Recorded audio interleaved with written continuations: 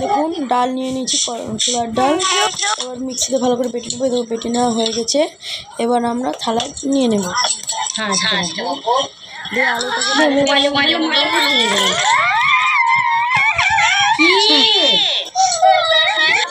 দিয়ে দেখুন আলুটা কাটা হয়ে গেছে। এবার ওই ডালটাই আমরা একটু লঙ্কা গুঁড়ো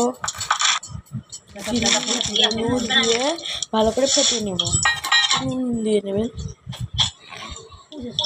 কড়াই সামান্য তেল, পাঁচফোড়ন দিয়ে বাটাটা দিয়ে নেড়ে নেব। একটা থালে নিয়ে ভালো করে বাটাটাকে প্লেন করে সমান করে নেব। কড়াই আবার তেল নেব। দাও মশলার জন্য দাও জিরে দাও, টমেটো কুচি দাও, সামান্য আদা কুচি দাও, সামান্য নারকেল কুচি দাও। ভালো করে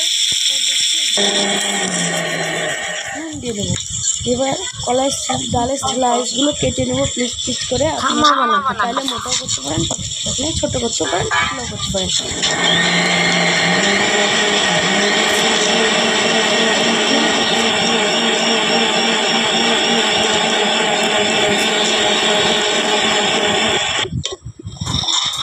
মশলাটা বাটা হয়ে গেছে, গ্রেডের জন্য নামিয়ে নেবো।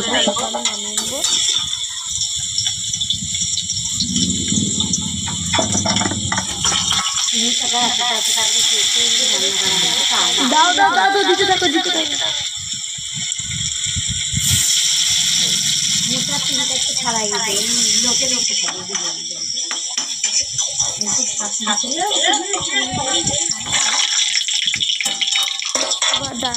ডালের ধোকাগুলো ভাজা হয়ে গেছে, এবার তুলে নেব।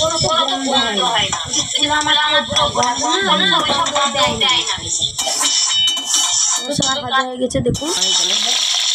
কাঁচা লঙ্কা দিয়ে দেবো। তারপর হচ্ছে একটু জিরে গুঁড়ো দাও, গোটা গরম মশলা দিয়ে দেবো। ভালো করে নিয়ে নেবো। দাও জন্য বাটাটা দিয়ে দেবো। ভালো করে একটু ভেজে নেবো। দাও হলুদ গুঁড়ো, সামান্য চিনি দাও, কাঁচা লঙ্কা।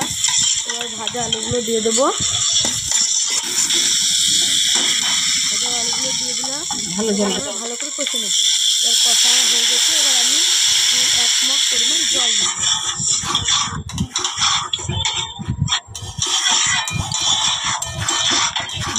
একটু গাঢ় হয়ে এসছে, ঝোল করবো, তাই দিয়ে দেবো। দিয়ে দেখে নেবো আলু সিদ্ধ হয়েছে কিনা। বাস আলু সিদ্ধ হয়ে গেছে। এবার আমরা দিয়ে নেব সেই ছোলার ডালের ধোকাগুলো। ডালের ধোকা দিয়ে দেবো আস্তে আস্তে করে, যেন ভাঙে না। আর খুব অল্প আছে ফোটাবেন, যেন ডাল ধোকাগুলো না ভেঙে যায় না গলে যায়। এবার টেস্ট ও গন্ধের জন্য সামান্য পরিমাণে ঘি দিয়ে নেব। দিয়ে গরম মশলা দিয়ে নেব। দিয়ে একটু ফুটোবার পর আস্তে আস্তে হয়ে গেল।